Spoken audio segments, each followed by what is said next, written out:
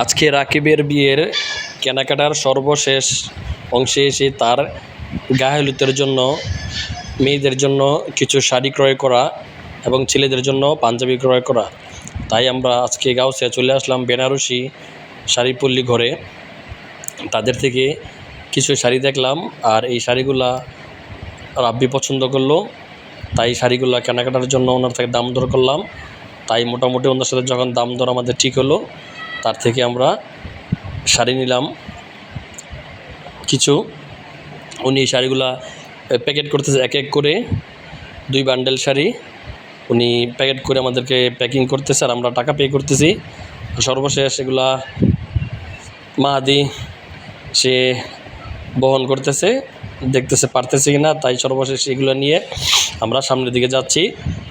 এখন আমরা যাব পাঞ্জাবি কেনার জন্য, পাঞ্জাবি ঘরের দিকে। এখন যাব 3 তলাতে, দেখা যাক পাইকারি পল্লীতে পাঞ্জাবির কেমন হয় গালে ছেলেদের জন্য।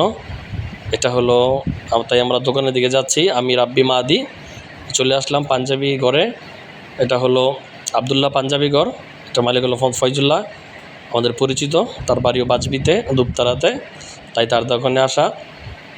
সে আমাদেরকে অনেকগুলো ডিজাইনের পাঞ্জাবি দেখাচ্ছে, তাই রাব্বি সে পছন্দ করতেছে, সাথে ইতি মাহাদিও দেখতেছে, আমিও দেখতেছি যাতে কোনটা পছন্দ হয়। সর্বশেষ এই পাঞ্জাবিটাই নাকি শাড়ির সাথে ম্যাচিং হয়, তাই এটা মোটামুটি পছন্দ করলো।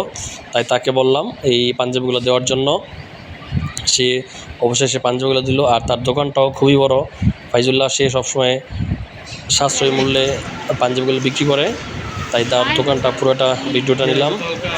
তার বাড়ি হচ্ছে বাজবিতে। আমি ওইতেও রাব্বি দেখতেছিলাম, তার ওরা পাঞ্জাবিগুলো প্যাকেট করতেছিল। আর সর্বশেষ তার দোকান থেকে তার থেকে একটি পাঞ্জাবি নিলাম ইতির শাড়ির সাথে ম্যাচিং করে। এটা তার শাড়ির সাথে ম্যাচিং হয়, তা পাঞ্জাবি নিলাম। এই শাড়িটা পূর্বে আমরা দেখিয়েছিলাম। আর তারপর একটা লোফার জুতা নিলাম বাগিনার দোকান থেকে। সেও সাশ্রয়ী মূল্যে জুতাগুলো বিক্রি করে, তাই সে খুবই ভালো এবং পরিচিত, তার থেকে অনেকে দোকান জুতা নিয়ে আসে।